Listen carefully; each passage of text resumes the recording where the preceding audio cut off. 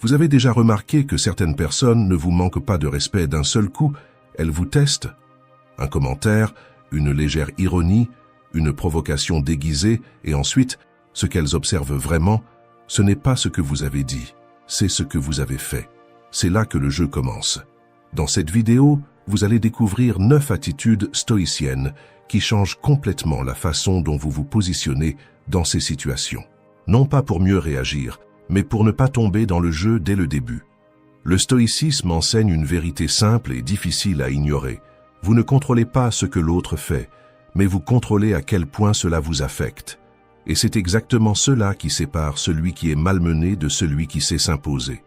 Parce que quand vous ne vous positionnez pas, le manque de respect ne fait pas que continuer. Il prend de la place. Et quand il prend de la place, il devient une habitude. Ces attitudes sont directes, pratiques et applicables. Ce ne sont pas des idées à garder pour plus tard. Ce sont des décisions à utiliser au moment même où cela arrive. Alors avant de commencer, faites un choix simple. Pendant que vous regardez, arrêtez d'être d'accord automatiquement. Et commencez à remarquer où vous vous expliquez trop, où vous cédez trop vite, où vous acceptez ce qui vous dérange déjà. Parce que c'est exactement par là que le manque de respect entre. Et à partir d'ici, il ne s'agit plus seulement de comprendre. Il s'agit de couper ce schéma au moment exact où il apparaît. Attitude 1. La froideur du choix. Celui qui te manque de respect veut rarement seulement parler. Il veut te mesurer. Il veut voir jusqu'où va ta réaction. Comme quelqu'un qui craque une allumette en attendant que le feu monte. Parce qu'au fond, ce n'est pas à propos de ce qui a été dit. C'est à propos de ce que cela provoque en toi. C'est pour ça que, dans bien des cas, le manque de respect ne commence pas par une insulte. Il commence par un test, petit, presque déguisé. Comme quelqu'un qui pousse une porte pour voir si elle s'ouvre. Et c'est exactement là que la froideur du choix prend tout son sens. Être froid, ce n'est pas ne rien sentir, c'est ne pas bouger avant d'avoir compris le jeu. Pendant que l'autre attend un mouvement, toi tu restes. Pendant que l'autre attend une explication, toi tu mets fin à la scène. Et quand tu n'entres pas dedans, le rythme se casse. Pense à une porte fermée à clé. Peu importe le nombre de fois où quelqu'un pousse, elle ne discute pas, elle ne négocie pas, elle n'essaie pas de convaincre, elle reste simplement fermée. Et c'est justement cela qui empêche l'invasion. Le respect fonctionne comme ça. Soit tu le tiens, soit tu le perds. Maintenant, imagine la scène. Quelqu'un lâche une remarque déplacée devant toi, avec d'autres personnes autour, en attendant le moment où tu vas réagir, te justifier, t'expliquer, t'embrouiller. C'est là que presque tout le monde se trompe. On parle trop, on explique trop, on essaie de corriger son image sur le champ. Et dans ce mouvement, on donne exactement ce que l'autre voulait. Un accès émotionnel. Mais quand tu réponds avec quelque chose de simple comme « je ne vais pas entrer là-dedans » ou « c'est mon choix », tu changes tout le jeu, parce que la phrase est courte, mais elle ferme la porte. Et une porte fermée, ça ne se discute pas. Elle coupe court au sujet. Elle ne nourrit pas la provocation, elle n'ouvre aucun espace pour la suite. Et celui qui attendait une réaction se retrouve sans terrain. Le manque de respect a besoin d'ouverture pour grandir. Il a besoin de ta précipitation, de ton besoin d'être compris, de ton envie de prouver que tu as raison. Parce que c'est ça qui maintient la conversation en vie. Quand tu coupes cela, la provocation meurt vite, comme une flamme sans air. Elle existe encore une seconde, mais elle ne tient pas. Je l'ai compris dans des choses simples. J'étais le genre de personne qui s'expliquait toujours, même quand la question arrivait déjà chargée, même quand il était clair qu'il n'y avait aucun intérêt à comprendre, seulement à envahir. Et plus j'expliquais, plus la conversation s'étirait, plus l'autre se sentait en droit de continuer, comme si chaque réponse était une autorisation. Jusqu'au jour où j'ai arrêté. Si quelqu'un me posait une question intrusive, je ne me justifiais plus. Je répondais à l'essentiel et je mettais fin à l'échange.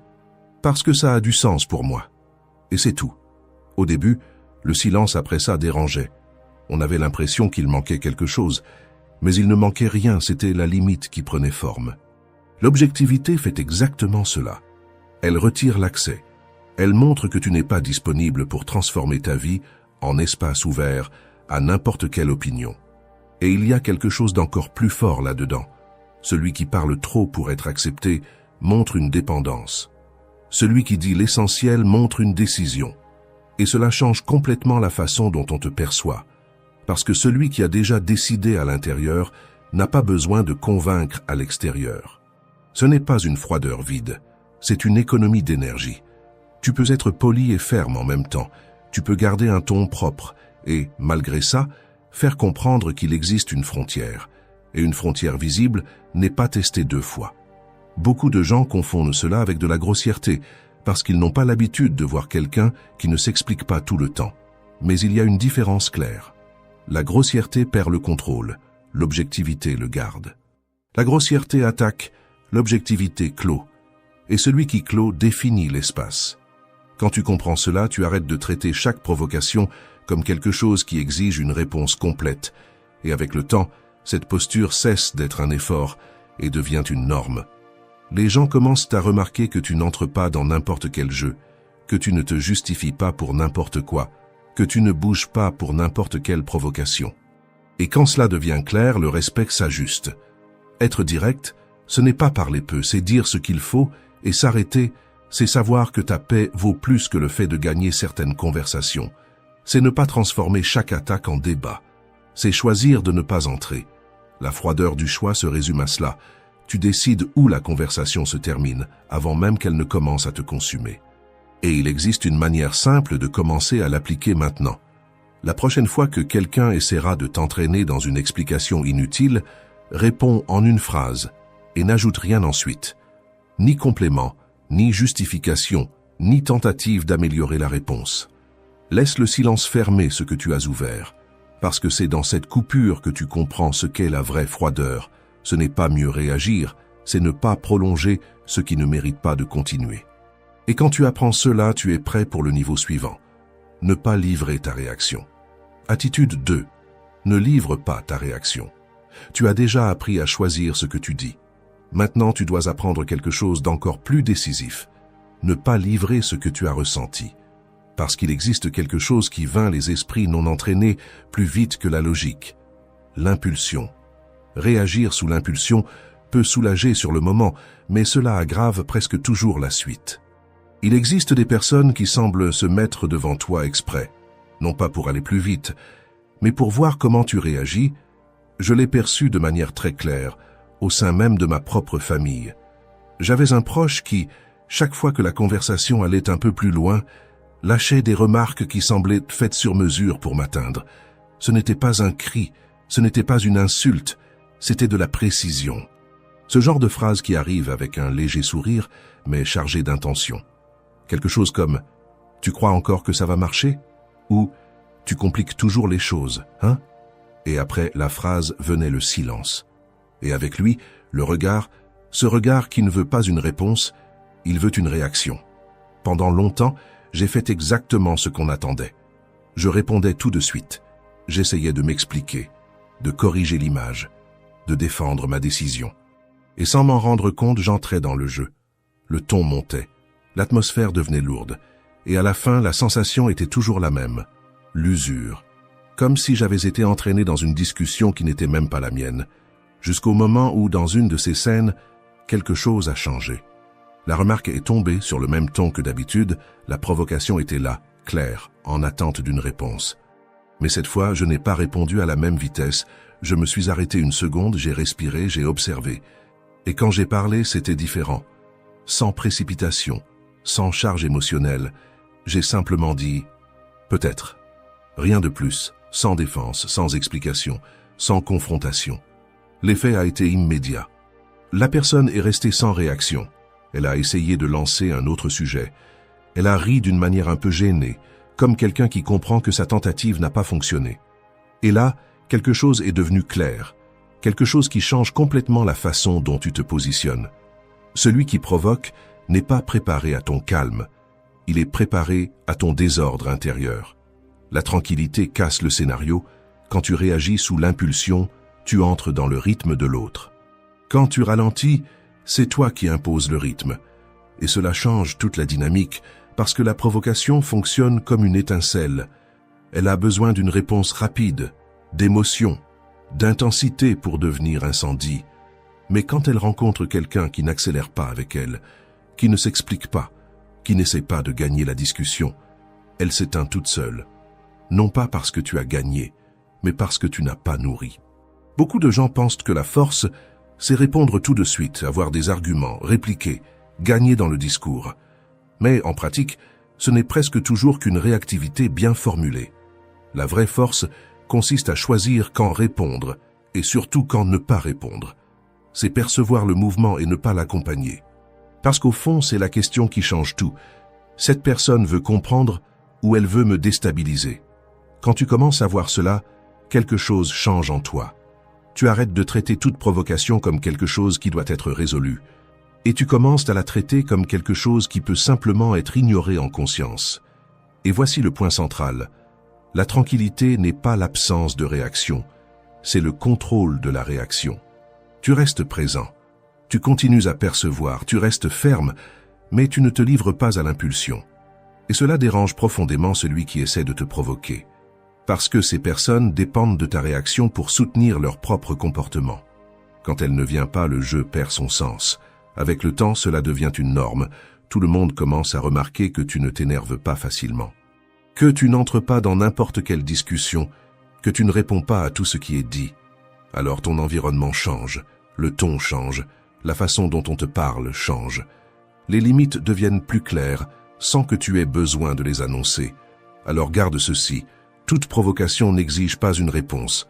Parfois, la réponse la plus forte, c'est le temps que tu prends avant de parler, ou la décision de ne rien dire du tout. Et comme l'a dit Aristote, n'importe qui peut se mettre en colère, c'est facile. Mais se mettre en colère contre la bonne personne, à la bonne mesure, au bon moment, pour la bonne raison et de la bonne manière, ce n'est pas facile. C'est la différence entre réagir et répondre. L'un est impulsion, l'autre est choix, et celui qui choisit ne s'expose pas. À la prochaine provocation, cela peut être une phrase déplacée, une remarque ironique ou même un message, ne réponds pas à la même vitesse. Attends 30 secondes, casse l'impulsion, et si tu décides de répondre, fais-le sans charge. Court, froid, sans expliquer. Parce que contrôler le temps de la réponse change déjà le résultat. Attitude 3. La souveraineté intérieure. Quand le bruit du dehors diminue, ce qui apparaît, ce n'est pas le monde, c'est ton point d'appui. Et là, cela devient clair. Celui qui dépend tolère. Celui qui peut partir choisit. Je l'ai perçu très clairement dans le milieu du travail. Il y a eu une période où j'étais dans un endroit où rien n'était explicitement irrespectueux, mais tout indiquait un manque de considération. En réunion, par exemple, je parlais, je donnais une idée, j'expliquais un point, et le sujet passait simplement. Personne ne réagissait, personne ne commentait. C'était comme si je n'étais pas là. Quelques minutes plus tard, une autre personne disait pratiquement la même chose.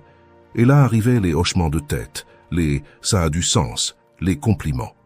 Et le plus étrange, ce n'était pas ce que faisaient les autres, c'était ce que je faisais moi après cela. J'augmentais l'effort, je parlais davantage, j'expliquais mieux, comme si la valeur était quelque chose que je devais encore prouver. Et c'est exactement ici que beaucoup de gens se perdent. Parce que quand tu dépends, que ce soit d'un environnement, d'une relation, d'une validation, tu commences à accepter des choses que dans une autre situation tu n'accepterais pas. Tu tolères de petits manques de respect. Tu t'ajustes plus que tu ne devrais. Tu essayes de compenser le comportement de l'autre par encore plus d'efforts de ta part. Et les gens le remarquent, pas toujours de façon consciente, mais ils le remarquent. Ils remarquent quand tu as besoin de rester. Ils remarquent quand tu n'as aucune marge de sortie. Et quand cela devient clair, le respect commence à diminuer, parce que celui qui ne peut pas partir est testé. Le tournant, pour moi, n'est pas venu de la confrontation, il est venu du mouvement. Je n'ai pas fait de discours, je n'ai convoqué personne pour parler, je n'ai pas essayé d'imposer le respect par la force. J'ai commencé à réduire la dépendance. J'ai commencé à développer d'autres possibilités ailleurs, à investir dans des compétences qui ne dépendaient pas de cet environnement, à créer des alternatives qui me donnaient le choix. Et quelque chose de curieux s'est produit avant même qu'un résultat extérieur n'apparaisse.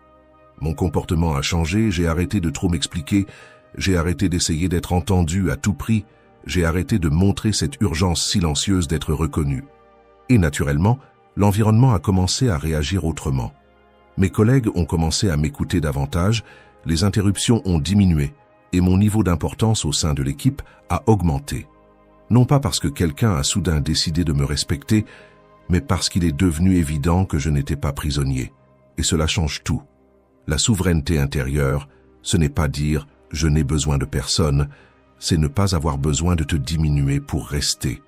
C'est savoir que si quelque chose ne te convient pas, tu peux avancer. Si quelqu'un ne te respecte pas, tu n'es pas obligé de rester. Si un environnement te diminue, tu n'as pas à te modeler pour y entrer. Et quand tu portes cela en toi, tu cesses d'accepter des miettes. Tu ne mendis pas l'attention, tu ne négocies pas ta dignité, tu ne t'ajustes pas pour éviter de perdre ta place. Tu choisis. Et celui qui choisit ne se soumet pas. C'est cette partie-là qui déstabilise celui qui essaie de te manquer de respect, parce que ces personnes comptent sur ta dépendance, comptent sur ta peur de perdre, comptent sur ton besoin d'approbation pour avancer, comptent sur toi pour faire des efforts afin de plaire tout le temps. Quand cela n'existe pas, elles perdent le levier. Et sans levier, il n'y a aucune pression qui fonctionne. La souveraineté intérieure, au fond, ce n'est pas l'isolement, c'est la liberté. C'est savoir que tu peux marcher avec quelqu'un, mais que tu n'as pas besoin de te traîner pour qui que ce soit. Et quand cette sécurité devient visible, le respect cesse d'être quelque chose que tu dois demander et devient quelque chose que l'autre comprend qu'il ne peut pas ne pas offrir. Maintenant, je te propose un test silencieux dès aujourd'hui. Prends une conversation en suspens. Cela peut être un email, un message sur WhatsApp, quelque chose auquel tu répondrais normalement, en expliquant trop, en essayant de plaire ou de prouver ta valeur. Et fais l'inverse. Réponds seulement à l'essentiel et arrête-toi. Ne justifie pas au-delà du point. N'essaie pas de convaincre. Ne cours pas après la validation. Laisse la réponse courte, directe, fermée. Et observe ce qui se passe quand tu ne t'étends pas pour être accepté. Parce que c'est à ce moment-là que tu comprends, en pratique, ce qu'est la souveraineté. Ce n'est pas faire plus pour être accepté. C'est arrêter de t'étirer pour être validé. Attitude 4. Le langage du silence. Tout affrontement ne commence pas avec des mots. Certains commencent avec une attente. C'est comme quand quelqu'un lance quelque chose en l'air et reste là à attendre que tu le ramasses. Une provocation, une pique, une remarque déplacée et juste après cette courte pause presque imperceptible pendant laquelle l'autre reste là à attendre que tu complètes le mouvement. L'erreur de la majorité est automatique. Attraper, répondre, expliquer, réagir, renvoyer et sans s'en rendre compte, accepter le jeu que ce n'est même pas toi qui as commencé. Tu entres et l'autre ne fait qu'observer. Je l'ai compris dans une situation simple mais très révélatrice.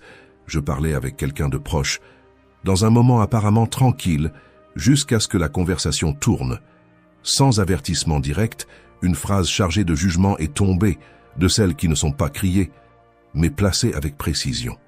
Quelque chose comme « tu fais toujours ça, hein ?» Ce n'était pas une question, c'était une provocation déguisée, et comme cela arrive presque toujours, après la phrase est venu le silence, mais pas un silence neutre, un silence qui pousse, qui presse, qui t'appelle à réagir. Pendant longtemps, je remplissais cet espace, je m'expliquais, j'essayais de prouver le contraire, je défendais ma position comme si ma vérité en dépendait.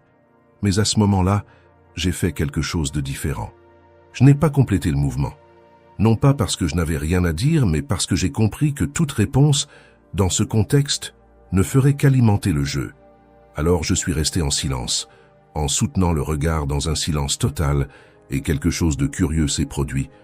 La personne a essayé de reformuler ce qu'elle avait dit. Elle a essayé de s'expliquer. Elle a changé de ton, elle est revenue en arrière, elle a adouci ses paroles, comme quelqu'un qui comprend qu'il n'a pas trouvé ce qu'il attendait de l'autre côté. Et là, quelque chose est devenu clair, quelque chose qui change complètement la façon dont tu te positionnes. Le silence ne met pas seulement fin à la conversation, il rend le poids à celui qui l'a posé. Parce que quand tu réponds, tu partages l'impact, mais quand tu te tais en conscience et que tu soutiens le regard, l'autre reste seul avec ce qu'il a dit et cela expose. Dans le stoïcisme, le silence n'est pas absence de réaction. C'est le choix de ne pas réagir au mauvais niveau. Comme l'a enseigné Épictète, qui est invincible? Celui qui ne peut être troublé par rien d'autre que son propre choix rationnel. Cela signifie que tout ce qui essaie de t'atteindre ne mérite pas une réponse, que tout ce qui te provoque ne mérite pas une continuité, parce qu'il existe une très grande différence entre ne pas savoir répondre et choisir de ne pas répondre. La plupart des gens vivent en essayant de remplir le silence. Ils essaient de contrôler ce que l'autre pense d'eux. Mais celui qui comprend le silence l'utilise autrement. Il l'utilise pour observer. Il l'utilise pour ne pas renforcer l'erreur de l'autre. Il l'utilise pour ne pas s'engager dans un jeu qui n'a aucun sens. Et surtout, il l'utilise pour ne pas se perdre. Il existe une phrase attribuée à Rumi qui dit « Le silence est le langage de Dieu, tout le reste n'est que traduction ». Le silence révèle ce que les mots essaient de cacher. Il révèle l'intention, il révèle l'inconfort, il révèle la limite. Et par-dessus tout, il révèle la présence. Parce que rester en silence face à une provocation, ce n'est pas s'effacer, c'est refuser l'invitation. C'est ne pas collaborer avec ce qui ne mérite pas de continuer. C'est dire, sans le dire, cela ne me fait pas bouger, cela ne me définit pas, et je ne vais pas soutenir cela avec mon énergie. Et peu de choses sont plus déstabilisantes que quelqu'un qui ne réagit pas comme prévu. Quand il devient clair que tu n'as pas besoin d'entrer dans n'importe quelle dynamique pour prouver ta valeur, le respect autour de toi commence à se réorganiser. Alors garde ceci, le silence n'est pas du vide, c'est du contrôle. Et la prochaine fois que quelqu'un essaiera de t'entraîner dans une réaction, essaie de ne pas compléter le mouvement. Tiens, observe et n'entre pas. Parce que celui qui domine le silence n'a pas besoin de gagner des discussions. Il en est déjà sorti avant même qu'elles commencent. Attitude 5. La direction de l'esprit. Un focus absolu sur ce qui compte. Après avoir appris à ne pas réagir et à utiliser le silence, la question cesse d'être « qu'est-ce que je dois répondre ?» et devient « qu'est-ce qui mérite réellement mon attention ?» Ton esprit cesse d'être une lentille floue qui capte tout et en même temps ne montre rien avec clarté. Il s'ajuste, coupe l'excès et ne laisse visible que ce qui mérite de rester. Ton espace mental devient précis, tes actions coupent le bruit et ta routine révèle exactement ce qui mérite ton attention. Les stoïciens défendaient ce focus avec une vérité simple et en même temps brutale. Quand tout est important, rien n'est prioritaire. Je l'ai perçu de façon très claire dans un moment simple, mais qui m'a marqué, c'était un dimanche, de ceux qui sont rares, où tout le monde est réuni. Conversation légère, rire, de la nourriture sur la table, ce genre d'ambiance qui n'arrive pas souvent. Mais même là, j'avais mon téléphone à la main, je répondais à des messages. Je regardais des choses qui n'étaient même pas urgentes. Je passais d'une distraction à l'autre. À un moment, quelqu'un m'a parlé et je n'ai même pas vraiment entendu. On m'a redemandé mon attention, j'ai répondu rapidement, sans présence, et je suis retourné à l'écran. Et c'est là que j'ai compris. J'étais physiquement présent, mais complètement absent. Et l'absence, ce n'est pas la distance, c'est le manque d'attention. Et c'est là le point que presque personne ne perçoit. Quand tu ne définis pas de priorité, n'importe quoi prend ta place, y compris le manque de respect, parce que celui qui envahit ton espace, celui qui te provoque, celui qui essaye de te déstabiliser, ne teste pas seulement ta réaction. Il mesure à quel point ton esprit est libre pour être occupé, disponible émotionnellement, disponible mentalement, disponible énergétiquement. Et quand tu es dispersé, tout entre. Mais quand tu définis ton focus, presque rien ne passe. J'ai commencé à faire quelque chose de simple. Dans les moments importants, je rangeais le téléphone. Je ne le laissais pas à côté, je ne regardais pas juste une seconde. Je me retirais simplement de la distraction. Et l'effet a été immédiat. Les conversations sont devenues plus profondes, les moments plus vivants et surtout, ma présence a changé. Parce que la présence, ce n'est pas être à un endroit, c'est ne pas être ailleurs. Et quand tu commences à vivre ainsi, quelque chose de très important arrive. Tu cesses d'être accessible à tout. Et cela, à lui seul, coupe déjà une grande partie du manque de respect. Parce que le manque de respect a besoin d'espace, a besoin d'attention, a besoin de ton esprit disponible pour être affecté. Sans attention, il ne tient pas. C'est ici qu'entre une vérité simple mais puissante, dire non à ce qui n'a pas d'importance, est l'une des formes les plus claires de respect de soi. Non nos distractions, non nos conversations vides, non nos personnes qui n'apparaissent que pour prendre, jamais pour ajouter. Et chaque non que tu tiens renforce un oui silencieux pour ce qui construit réellement ta vie, ta paix, ton temps, tes vraies relations, ta croissance. Et comme l'a dit Marc Aurèle, nous perdons du temps à nous inquiéter de beaucoup de choses, alors que seules quelques-unes comptent vraiment. Le problème n'a jamais été le manque de temps, c'était le manque de coupe, le manque de décision sur ce qui reste et ce qui sort. Quand tu comprends cela, tu deviens la personne qui cesse de réagir à tout et commence à choisir où mettre son énergie. Et ce choix change la manière dont le monde te répond. Tu cesses d'être remarqué comme quelqu'un qui est disponible tout le temps. Et tu commences à être perçu comme quelqu'un dont l'attention n'est pas facile à obtenir. Ton temps commence à avoir de la valeur.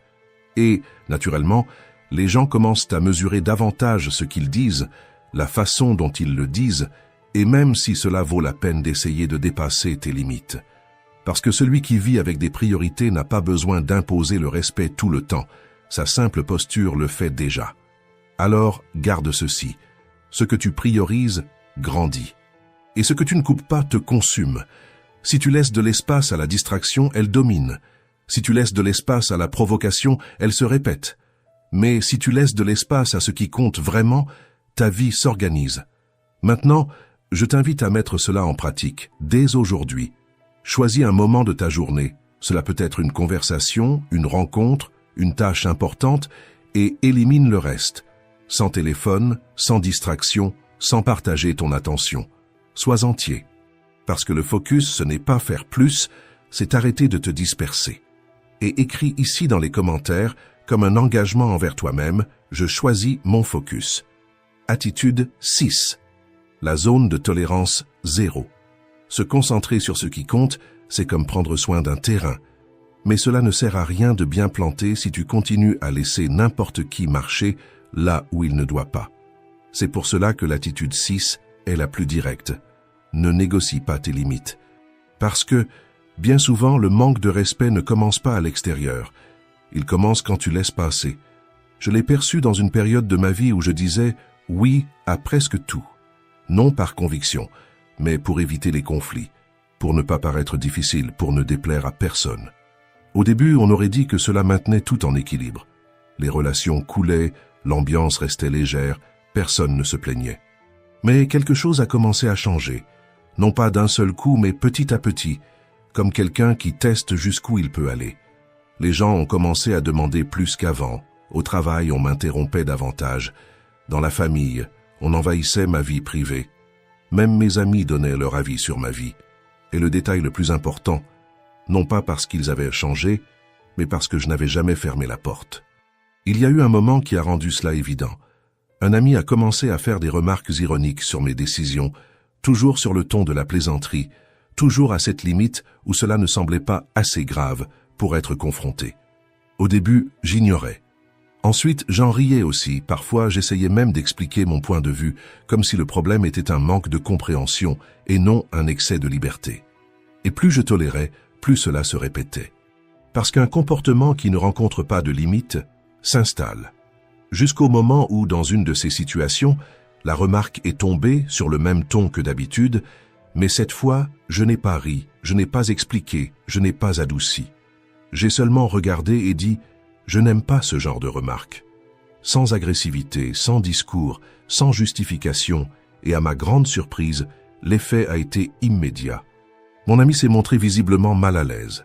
Il a essayé de se corriger, il a dit que c'était pour rire, mais quelque chose avait déjà été repositionné. Parce que, à ce moment-là, je n'étais pas en train de discuter, j'étais en train de définir une limite. Et il existe une différence immense entre ces deux choses. Discuter, c'est essayer de changer l'autre, poser une limite, c'est te repositionner toi. Poser des limites, c'est exactement cela. Ce n'est pas exploser, ce n'est pas accumuler jusqu'à déborder. C'est percevoir au bon moment et agir avec clarté. La plupart des gens ne souffrent pas par manque de force, ils souffrent par excès de permission. Ils tolèrent des remarques qui dérangent, ils tolèrent des situations qui usent, ils tolèrent des comportements dont au fond ils savent déjà qu'ils ne devraient pas les accepter. Et chaque fois que tu fais cela, quelque chose de silencieux se produit. Tu apprends à l'autre comment te traiter, non pas par ce que tu dis, mais par ce que tu laisses passer. Les limites ne servent pas à éloigner les gens, elles servent à filtrer les comportements. Celui qui respecte s'ajuste, celui qui ne respecte pas se révèle, et cela simplifie énormément la vie, parce que tu arrêtes d'essayer de convaincre tout le monde, et tu commences à observer qui comprend réellement le message. Il existe une idée fausse selon laquelle poser des limites va éloigner les gens. Mais la vérité est tout autre. Les limites n'éloignent pas les bonnes personnes, elles éloignent les abus. Celui qui a besoin que tu n'aies pas de limites pour rester n'a jamais été là pour la bonne raison. Et quand tu comprends cela, quelque chose change en toi. Tu arrêtes de négocier l'essentiel, tu arrêtes de t'adapter pour entrer quelque part, tu arrêtes de céder pour obtenir du respect et tu commences à vivre avec plus de légèreté. Alors garde ceci, la limite n'est pas ce que tu dis, c'est ce que tu tiens quand quelqu'un te teste. Parce qu'au bout du compte, le monde ne respecte pas ce que tu ressens, il respecte ce que tu ne permets pas. Maintenant, je t'invite à mettre cela en pratique. Dans les prochaines heures, n'attends pas la situation parfaite, ne répète pas trop, n'essaie pas de bien faire. Observe simplement le premier moment où quelque chose te dérange et ne le laisse pas passer. Cela peut être une remarque, une interruption, une petite intrusion. N'adoucis pas, ne ris pas, ne contourne pas. Définis simplement, directement, sans charge émotionnelle. Ça, je ne l'accepte pas. Parce que c'est dans ces petits moments que le respect commence à se construire ou à se perdre. Et écris ici dans les commentaires, comme un engagement envers toi-même. Je me respecte, et cela n'est pas négociable. Et si tu veux apprendre à te positionner avec clarté, sans perdre ta paix, continue de regarder. Parce que t'imposer, ce n'est pas changer les autres, c'est ne plus jamais te réduire pour entrer là où tu n'as pas ta place. Attitude 7. Le tri du temps. Poser des limites, c'est comme fermer la porte. Mais c'est le temps qui montre qui apprend à frapper et qui s'en va tout simplement. Parce que ce n'est pas dans la décision que les gens se révèlent, c'est dans leur insistance après elle. Dans les relations, le temps fait exactement la même chose. Je l'ai compris dans une amitié qui, à première vue, semblait normale. Conversation fréquente, présence constante, ce genre de proximité qui, vue de l'extérieur, ressemble à de la connexion, mais qui, dans les détails, portait de petits manques de respect. C'étaient des remarques déguisées en plaisanterie, des interruptions constantes quand je parlais. Cette sensation subtile que, quand je me positionnais, une ironie arrivait toujours juste après. Rien d'assez explicite pour une confrontation directe, mais assez répété pour déranger. Pendant longtemps, j'ai essayé d'ajuster cela par la conversation. J'ignorais, je laissais couler, je faisais comme si cela ne me touchait pas.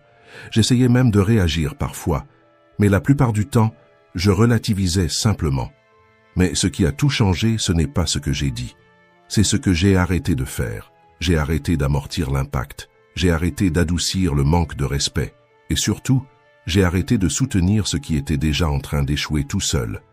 J'ai continué à être poli, présent quand cela avait du sens, mais sans insistance, sans effort, sans essayer de sauver ce qui ne tenait déjà plus. Et alors le temps a commencé à agir, sans discussion, sans rupture annoncée, sans drame. La dynamique a changé, certaines attitudes ont diminué, mais en même temps, la proximité aussi. La conversation est devenue plus distante, les rencontres moins fréquentes. Et peu à peu, cette relation a simplement cessé d'occuper de l'espace, sans dispute, sans usure finale, sans scène.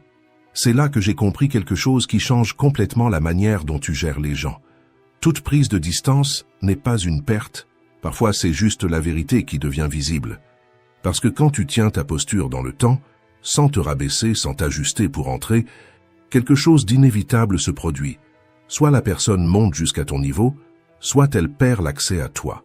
Et aucun des deux scénarios n'est négatif, parce que le temps ne sert pas seulement à guérir les relations, il sépare ce qui est compatible de ce qui n'était que convenance.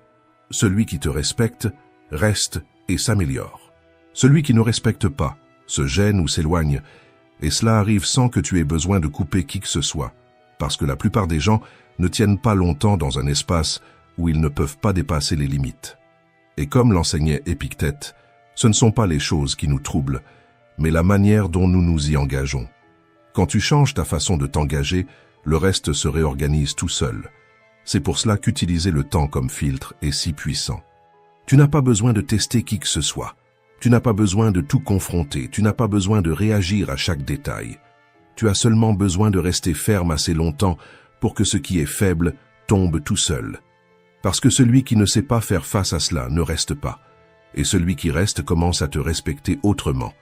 Alors garde cette phrase. Le temps ne guérit pas tout, il expose tout. Et ensuite, il sélectionne. Et quand tu comprends cela, tu arrêtes de courir après l'ajustement, l'explication et la validation. Tu commences à observer davantage, à te préserver davantage, à permettre au temps lui-même d'organiser ce que tu n'as pas besoin de forcer. Parce qu'au fond, il ne s'agit pas de garder tout le monde près de toi. Il s'agit d'arrêter de retenir ceux qui auraient déjà dû partir. Tu as commencé par apprendre à ne pas réagir sous l'impulsion. Ensuite, tu as compris que toute provocation ne mérite pas une réponse. Tu as compris que le silence coupe le jeu avant qu'il ne grandisse. Tu as appris à choisir où mettre ton attention et tu as arrêté de laisser de l'espace à ceux qui ne respectent pas tes limites. Arrête un instant et prête attention à ce que tu ressens maintenant. Si tu es fatigué, ce n'est pas à cause du travail, ce n'est pas le stress, ce n'est pas la vie, c'est parce que tu t'es trop dispersé.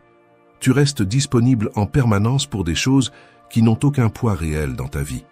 Tu réponds à des messages qui ne t'intéressent pas. Tu entres dans des conversations dont tu connais déjà l'issue. Et malgré cela, tu restes comme si partir était une faute. Tu cherches la validation de personnes qui t'oublieront dès que tu cesseras de faire du bruit. On t'a convaincu qu'être présent tout le temps, connecté, disponible en permanence, était un signe d'importance.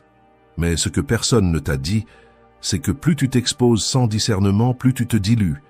Et c'est la porte d'entrée de la médiocrité que tu dis vouloir éviter. En essayant d'être partout en même temps, par fragments, tu as fini par n'arriver nulle part. Surtout pas jusqu'à toi-même. Tu fonctionnes en pilote automatique avec le réservoir vide, parce que tu as donné ton énergie émotionnelle, mentale et même physique à un monde qui ne connaît même pas ton véritable nom. Tout ce qui est facilement accessible perd de la valeur. Toi aussi, le stoïcisme enseigne quelque chose que la modernité méprise, le pouvoir stratégique de disparaître. Marc Aurèle n'a pas construit sa force en étant accessible. Il l'a construite en étant sélectif, silencieux, difficile d'accès. Parce qu'il comprenait quelque chose que presque personne aujourd'hui ne supporte entendre. Toute présence n'est pas une vertu. Parfois, c'est une faiblesse déguisée en participation. Disparaître n'est pas fuir. C'est un acte de guerre contre la médiocrité qui cherche à te maintenir superficiel, occupé et distrait. C'est le moment où tu cesses de te donner à tout, où tu coupes l'excès et où tu recommences à reprendre le contrôle. Et quand cela arrive, quelque chose d'essentiel réapparaît. Tu commences, enfin, à te retrouver, sans bruit, sans interférence, sans avoir besoin de jouer un rôle. Aujourd'hui, tu vas comprendre comment faire cela concrètement. 7 leçons pour transformer le silence en pouvoir et l'absence en respect. Mais reste jusqu'à la dernière, parce qu'elle ne va pas te plaire. Elle va te confronter. Elle va te montrer exactement où tu es encore en train de te gaspiller. Et c'est précisément pour cela qu'elle fonctionne. Maintenant écris « Je ne suis plus disponible pour tout ». Non pas comme un commentaire, mais comme une limite. Parce qu'à partir de maintenant, soit tu continues à être accessible à tout en consumant le peu d'énergie qu'il te reste, soit tu commences, enfin, à te respecter. Commençons. Numéro 1. L'esclavage du « tu peux compter sur moi ». Vous pensez qu'être serviable vous rend précieux? Arrêtez-vous une seconde et regardez cela avec honnêteté. La plupart du temps, non, cela ne vous rend pas précieux. En réalité, vous êtes en train de devenir invisible pour les mauvaises raisons. Quand vous répondez à tous les messages instantanément, quand vous vous rendez disponible pour le drame des autres, quand vous acceptez toutes les invitations par peur d'être laissé de côté, vous n'êtes pas admiré, vous êtes consommé. Et le pire, c'est que c'est vous-même qui apprenez aux gens à vous traiter ainsi. Vous envoyez un message silencieux, mais extrêmement clair au monde. Mon temps n'a aucune valeur. La disponibilité constante, c'est la mort du respect. Ce qui est abondant perd du poids. Ce qui est rare gagne de la valeur.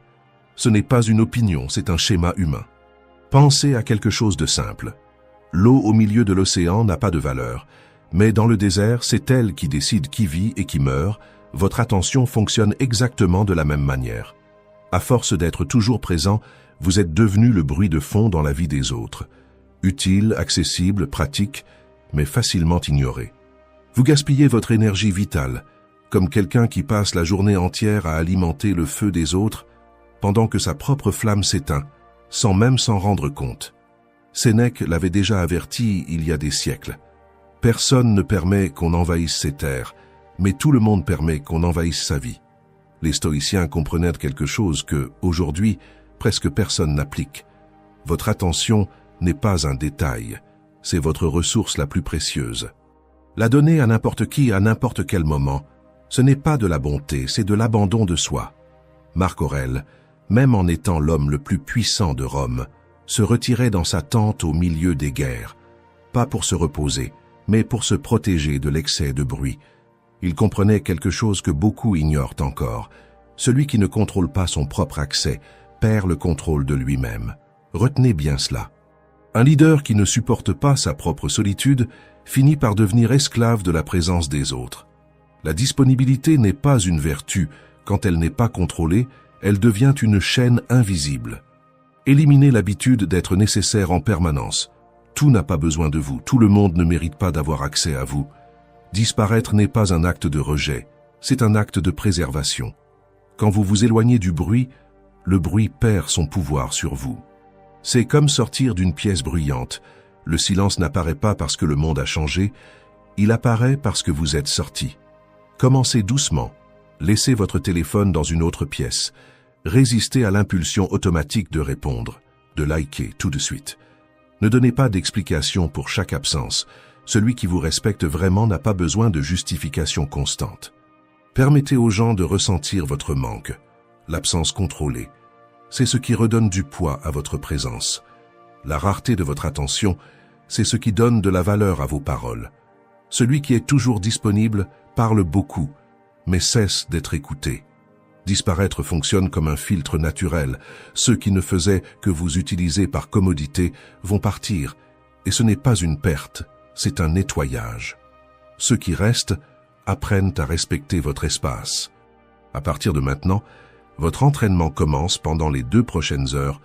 Après cette vidéo, vous allez rester complètement inaccessible, sans réseau, sans message, sans distraction.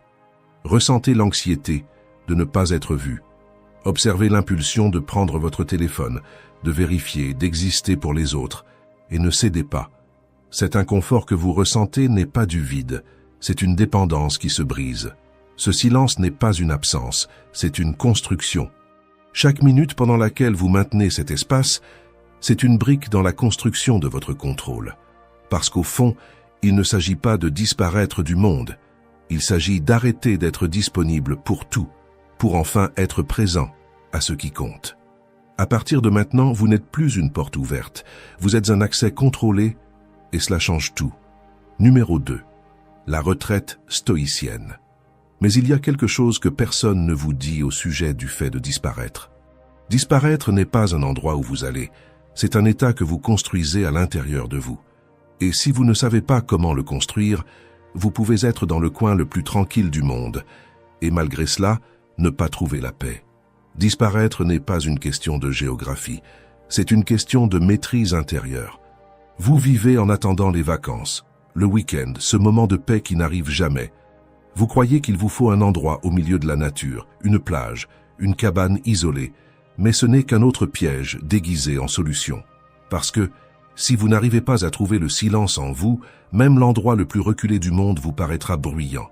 Vous n'allez pas vers la paix, vous fuyez simplement vous-même. Vous pouvez même emmener d'autres personnes avec vous, mais vous emmenez aussi votre pire ennemi, vos propres pensées désordonnées. Chercher la paix à l'extérieur, c'est comme essayer de remplir une carafe fêlée. Plus vous essayez de la remplir, plus vite elle se vide.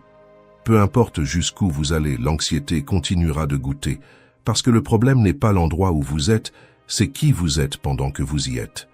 Combien de personnes partent en voyage pour se reposer et reviennent encore plus fatiguées? Ce n'est pas le lieu qui a échoué, c'est l'esprit qui ne s'est jamais arrêté. Marc Aurèle n'a pas écrit ses méditations dans un spa de luxe.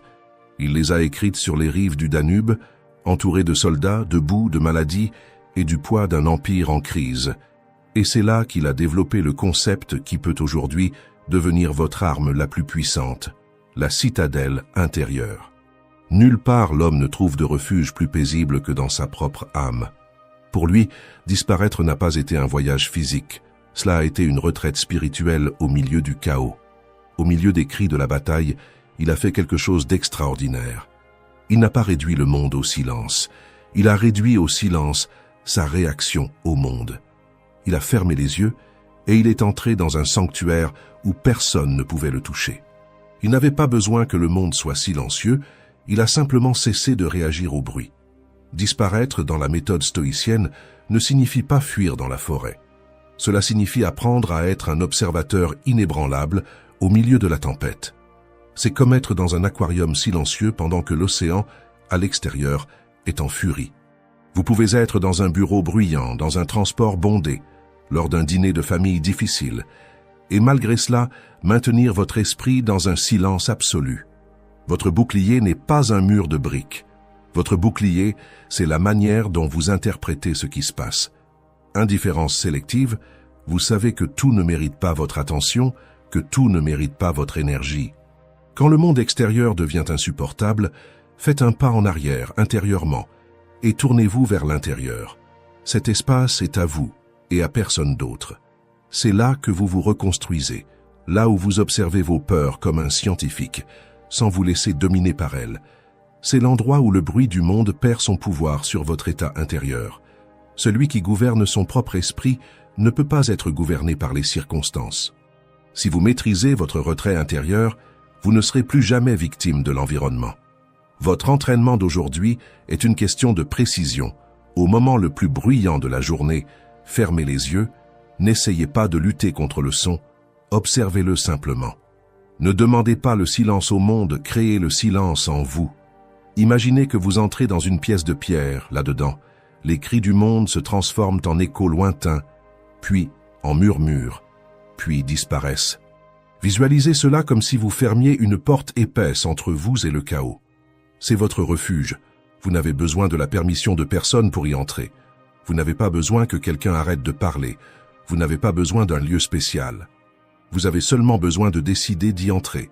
De la même manière que vous pouvez ignorer le bruit d'un ventilateur après quelques minutes, vous pouvez aussi entraîner votre esprit à ignorer le bruit émotionnel du monde. C'est cela, le pouvoir de disparaître sans bouger d'un centimètre. Retenez bien cela, la vraie paix ne se trouve pas dans le silence du monde, mais dans le silence que vous créez malgré lui. Numéro 3. L'effet de rareté. Il y a quelque chose que le silence fait au monde, que presque personne ne vous enseigne. Personne ne vous l'explique clairement. Le silence ne vous protège pas seulement, il vous repositionne.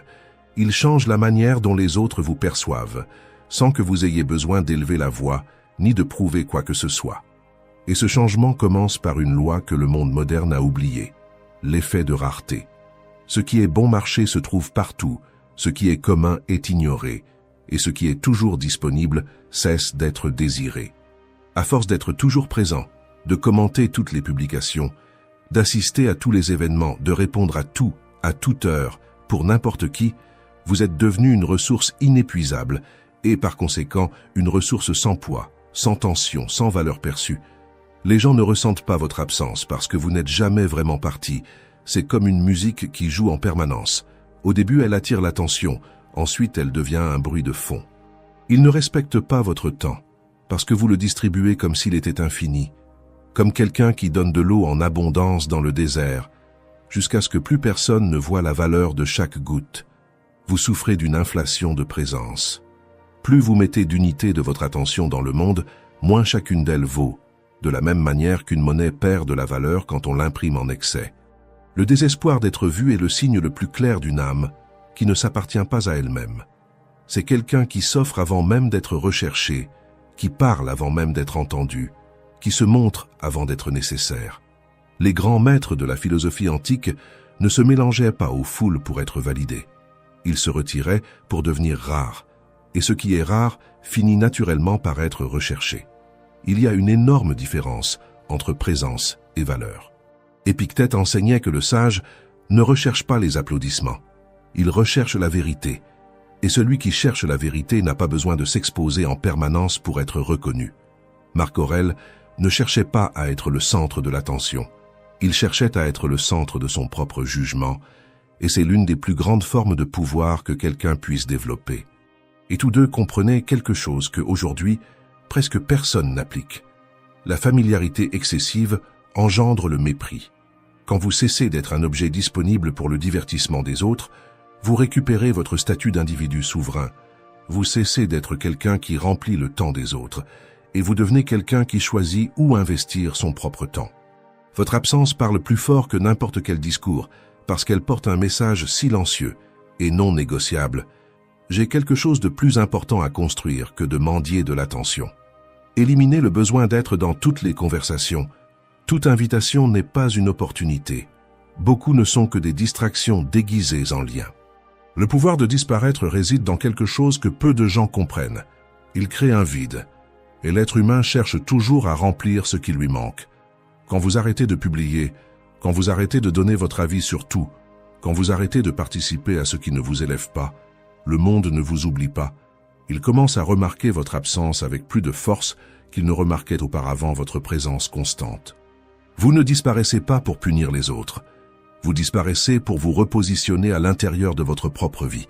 C'est dans l'ombre que le vrai respect est forgé, de la même manière que l'acier ne gagne de la résistance qu'en passant par le feu invisible du processus et non par les applaudissements du public. Laissez-les se demander ce que vous êtes en train de faire. Laissez-les douter, laissez-les spéculer. Parce que pendant que le monde essaie de comprendre votre silence, vous êtes occupé à construire quelque chose qui parle pour vous. Pendant qu'ils parlent de vous, vous êtes en train de construire quelque chose qui n'a pas besoin de leur approbation pour exister. La rareté n'est pas une technique de manipulation. C'est un effet secondaire naturel de quelqu'un qui a un but. C'est le résultat d'une vie qui ne permet pas de gaspiller son énergie dans des trivialités. Votre entraînement d'aujourd'hui porte sur le caractère. Vous allez dire non à la prochaine invitation, à la prochaine demande, à la prochaine interruption qui ne soit pas alignée avec ce qui compte vraiment. Sans longues explications, sans excuses, sans culpabilité, parce que celui qui a besoin de tout justifier n'a pas encore pris le contrôle de sa propre vie. Ce n'est pas une décision légère. Ressentez le poids de ce non, parce que c'est exactement ce poids-là qui construit votre liberté. La liberté de ne pas être un pion sur l'échiquier de quelqu'un d'autre. La liberté de ne pas réagir, mais de choisir. La liberté de ne pas vous disperser, mais de vous concentrer. Vous n'avez rien perdu, vous êtes seulement en train de récupérer votre valeur. Numéro 4. Éliminez la pollution mentale. Vous avez récupéré votre valeur grâce à la rareté. Quand vous devenez moins disponible, vous devenez plus respecté, plus rare, plus difficile à ignorer, et le monde commence petit à petit à remarquer votre absence. Mais il existe un ennemi qui n'attend pas d'être invité, qui entre sans permission, qui attaque sans prévenir, et qui est déjà installé dans votre routine depuis si longtemps que vous avez cessé de le remarquer. Il ne frappe pas à la porte. Il vit déjà avec vous, colonisant votre esprit depuis votre poche. Vous transportez un champ de bataille dans votre poche, et le plus dangereux, c'est que vous croyez être aux commandes, alors qu'en réalité, vous êtes en train d'être dirigé. Chaque notification, c'est comme quelqu'un qui vous appelle par votre nom au milieu d'une décision importante, brisant votre ligne de pensée, détournant votre attention, fragmentant votre clarté. Chaque défilement infini est une blessure par laquelle votre concentration se vide. Vous n'êtes pas informé, vous êtes saturé, surchargé, distrait au point de ne plus réussir à soutenir une pensée jusqu'au bout. Vous avez permis à des algorithmes conçus pour l'addiction de décider de ce que vous pensez et de la manière dont vous pensez. Arrêtez-vous une seconde et observez votre propre routine. Combien de fois prenez-vous votre téléphone sans raison claire? Combien de fois ouvrez-vous une application sans même vous souvenir pourquoi? Ce n'est pas un choix, c'est un conditionnement. Le bruit numérique n'est pas seulement une distraction, c'est un parasite qui se nourrit de votre silence. Vous êtes tellement connecté au monde que vous vous êtes déconnecté de vous-même. Vous avez perdu le contact avec la seule voix qui compte, la vôtre. Vous vivez dans un état d'alerte permanent, en réagissant à des tragédies que vous ne pouvez pas résoudre, à des opinions que vous n'avez pas demandées, à des vies qui ne sont pas les vôtres, pendant que votre propre vie est repoussée vers le fond, comme un projet toujours reporté, toujours laissé pour plus tard.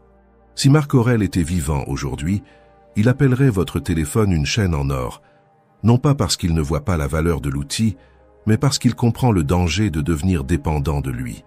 Il a écrit quelque chose qui est, aujourd'hui, plus urgent que jamais. Peu de choses, si elles sont éliminées, apporteront la paix de l'esprit. Et presque toutes ces choses, aujourd'hui, tiennent dans un écran. Les stoïciens pratiquaient un régime mental. Saviez-vous que l'esprit prend la couleur de vos pensées habituelles? Si vous nourrissez votre esprit de commérage, de comparaison, d'urgence artificielle et de stimulation constante, vous ne construisez pas de la clarté, vous construisez de la confusion. Un cerveau rempli de déchets numériques rend votre jugement inutile. C'est comme essayer de voir à travers une vitre sale. Plus vous regardez, moins vous voyez clairement. La personne sage protège ses sens, non parce qu'elle serait un ermite, mais parce qu'elle comprend que son attention est une ressource sacrée. Disparaître du bruit numérique ne signifie pas ignorer la réalité. Cela signifie arrêter de tout consommer et commencer à choisir avec précision ce qui mérite d'entrer. Il s'agit de sélectionner quelle partie de la réalité mérite d'avoir accès à votre forteresse intérieure. Éliminez dès aujourd'hui l'illusion de l'urgence. Tout ce qui sonne n'a pas besoin de vous, tout ce qui apparaît n'exige pas votre attention. Et presque rien n'est aussi urgent que cela en a l'air. Le monde ne va pas s'arrêter simplement parce que vous avez cessé de regarder un écran. Le vrai pouvoir, c'est réussir à ne pas répondre immédiatement. C'est réussir à penser avant de réagir. C'est réussir à rester entier pendant que le reste du monde se fragmente. Ce qui disparaît à l'ère numérique, c'est l'inaccessibilité sélective. Aujourd'hui, tout le monde est disponible en permanence. Et c'est précisément pour cela que tout le monde a perdu de la valeur. Configurez votre environnement pour que le monde ait besoin de vous demander la permission de vous parler, et non l'inverse. Mettez les notifications en sourdine. Nettoyez vos réseaux sociaux des voix médiocres. Si quelqu'un ou quelque chose n'apporte pas de clarté, cela vous vole votre attention. C'est aussi simple que cela. Arrêtez d'être un dépôt d'informations inutiles. Le silence numérique est le nouveau luxe. Quand vous réduisez le bruit au silence, la clarté revient. Au début, ce silence dérange, parce qu'on vous a entraîné à le fuir, mais c'est précisément là que tout commence à se réorganiser. C'est dans ce vide qui vous effraie tant que naissent les grandes idées, que le caractère se forge, que vous entendez enfin ce que vous ignorez depuis des mois, votre propre voix. C'est comme entrer dans une pièce qui a toujours été pleine de monde.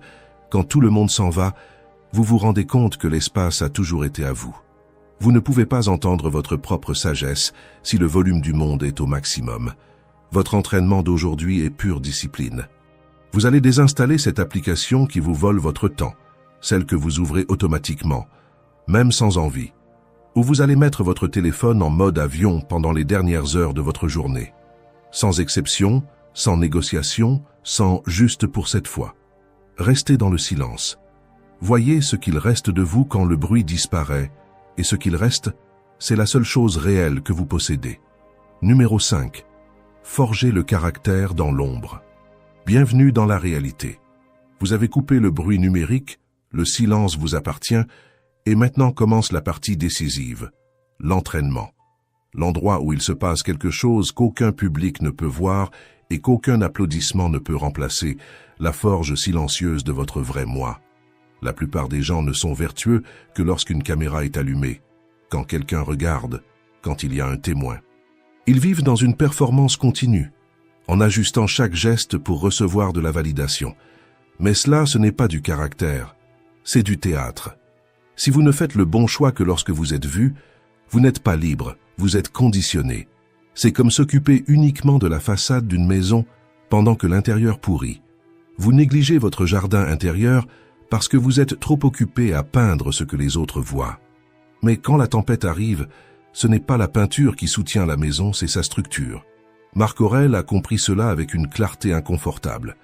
Dans ses méditations, il s'est posé une question simple, mais brutale. Qu'importe si personne ne le sait.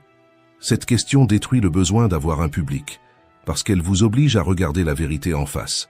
Vous restez celui que vous êtes, même quand personne ne regarde.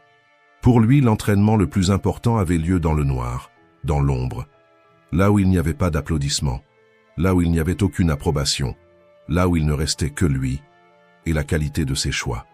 Les stoïciens soutenaient une certitude inébranlable. La vertu est sa propre récompense. Les grands noms de l'histoire ne sont pas devenus grands grâce à des discours ou à l'exposition. Ils ont été façonnés par des heures invisibles de discipline, d'études et de sacrifices que personne n'a vues. Disparaître est le filtre suprême. C'est le moment où vous cessez d'agir pour le statut et où vous commencez à agir par principe. Au début, vous le faites parce qu'on veut vous voir. Ensuite, vous le faites parce que vous ne pouvez plus être autrement. C'est dans l'ombre que vous découvrez qui vous êtes vraiment, quand le public disparaît et qu'il n'y a plus personne à impressionner. Alors, il ne reste que la vérité. Éliminez ce besoin dès aujourd'hui. Arrêtez d'annoncer vos progrès et commencez à les construire. Le vrai pouvoir de disparaître se trouve dans le travail silencieux. Pendant que d'autres annoncent leurs objectifs, vous exécutez. Pendant qu'ils montrent leur routine, vous construisez un esprit et un corps qui n'ont pas besoin de validation. Pensez à quelqu'un qui dit qu'il va commencer à maigrir, qui publie, qui parle, qui promet, puis abandonne quelques jours après. Maintenant, pensez à celui qui ne dit rien mais qui réapparaît quelques mois plus tard, physiquement méconnaissable. La différence n'est pas dans le talent, elle est dans le silence. Utilisez votre temps d'invisibilité avec précision. Étudiez ce que la majorité ignore, affrontez ce que la majorité évite, renforcez ce que la majorité abandonne. Permettez-vous d'échouer loin des regards, pour grandir loin du jugement, parce que là, personne ne vous voit tomber, mais personne non plus ne vous empêche de vous relever. N'essayez pas de convaincre le monde que vous êtes en train de vous améliorer. C'est un gaspillage d'énergie. Laissez les résultats parler quand vous déciderez de réapparaître. La confiance qui naît de ce processus est différente. Elle ne dépend pas des compliments. Elle ne dépend pas de la validation. Elle ne dépend pas des circonstances. Elle vient du fait de savoir, avec une certitude absolue, que vous êtes capable de rester ferme, même sans témoin. C'est cela le vrai pouvoir. Votre entraînement d'aujourd'hui porte sur l'intégrité pure. Faites quelque chose de difficile, quelque chose qui vous renforce, quelque chose qui a un coût réel. Et il y a une règle, il est interdit de le raconter à quelqu'un. Ni photo, ni message, ni commentaire, gardez cela comme un secret précieux. C'est ainsi que la force grandit, en silence, sans distraction, sans applaudissements. Laissez ce silence se transformer en acier à l'intérieur de vous, comme une lame qui est forgée loin des regards, sous la chaleur et la pression, jusqu'à devenir incassable. Parce qu'au fond, vous êtes l'architecte d'un temple que personne ne voit, et ce temple-là, contrairement à n'importe quelle façade, est le seul qui ne puisse pas être détruit. Numéro 6. Le courage de partir. Tu forges ton caractère dans l'ombre, personne ne voit ce que tu es en train de construire. Personne n'applaudit l'effort silencieux, mais il existe quelque chose capable de détruire tout cela sans faire de bruit, sans prévenir, sans confrontation directe. Ce n'est pas la critique, ce n'est pas l'échec, ce n'est même pas ta propre faiblesse. C'est le mauvais environnement, ce sont les mauvaises personnes, c'est la fréquentation que vous avez normalisée sans vous en rendre compte. Parce que peu importe ce que tu construis en silence, si tu reviens chaque jour dans un endroit qui te tire vers le bas, tu sabotes ton propre progrès. Tu penses qu'interagir avec tout le monde, c'est être sociable. Souvent, c'est simplement une façon de disparaître dans les autres, de diluer qui tu es jusqu'à ce qu'il ne reste plus rien de solide. Regarde autour de toi. La plupart des gens vivent dans un état constant de plainte, de comparaison, d'envie déguisée en opinion. Ce n'est pas bruyant, ce n'est pas explicite, c'est silencieux. Et justement pour cela, c'est dangereux. Les vices sont contagieux, bien plus que tu ne l'imagines. Si tu passes assez de temps dans une pièce pleine de fumée, tu en ressors imprégné par l'odeur, même sans avoir fumé. Maintenant, comprends cela avec une clarté brutale. La même chose arrive à ton esprit.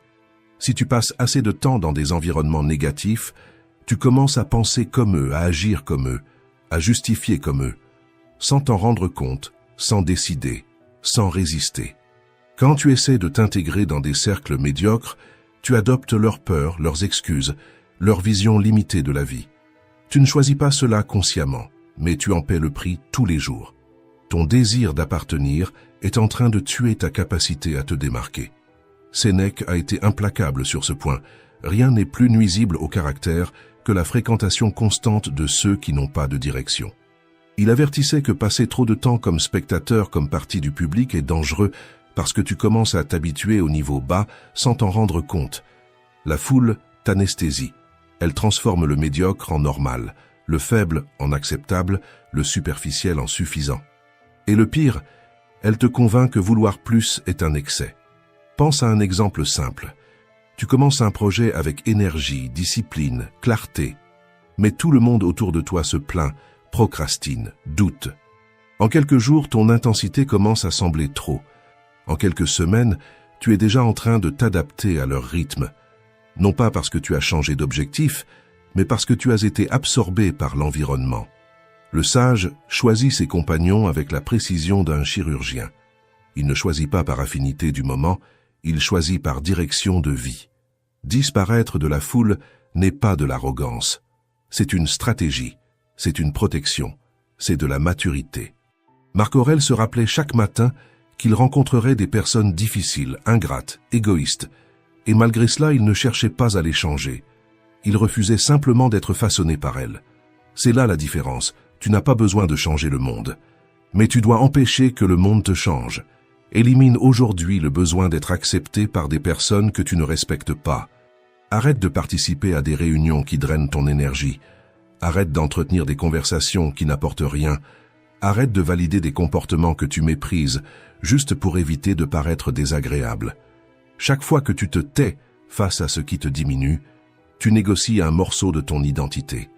La solitude n'est pas un vide, c'est un filtre, c'est le laboratoire où ton caractère est testé sans interférence, où tu découvres qui tu es sans la pression de plaire à qui que ce soit. Si ta paix dépend de l'approbation des autres, tu n'es pas libre, tu es conditionné. Apprends à marcher seul parce que c'est dans le silence que tu te reconstruis. Il existe une différence brutale entre être seul et être mal accompagné, et la plupart des gens choisissent d'être mal accompagnés par peur de se confronter à eux-mêmes. Ton entraînement aujourd'hui est celui de l'observation, de l'analyse chirurgicale. Analyse les 5 personnes avec qui tu passes le plus de temps, non pas celles que tu préfères, mais celles qui occupent ton temps, ton attention, ton énergie. Elles t'élèvent ou elles te limitent. Elles élargissent ta vision ou elles renforcent tes excuses. Après avoir été avec elles, tu te sens plus fort ou plus lourd. Cette réponse définit la direction de ta vie plus que n'importe quel plan. Si la réponse te dérange, tu sais déjà quoi faire. Retire ton énergie, sans annonce, sans confrontation, sans grandes explications. Et surtout, sans culpabilité.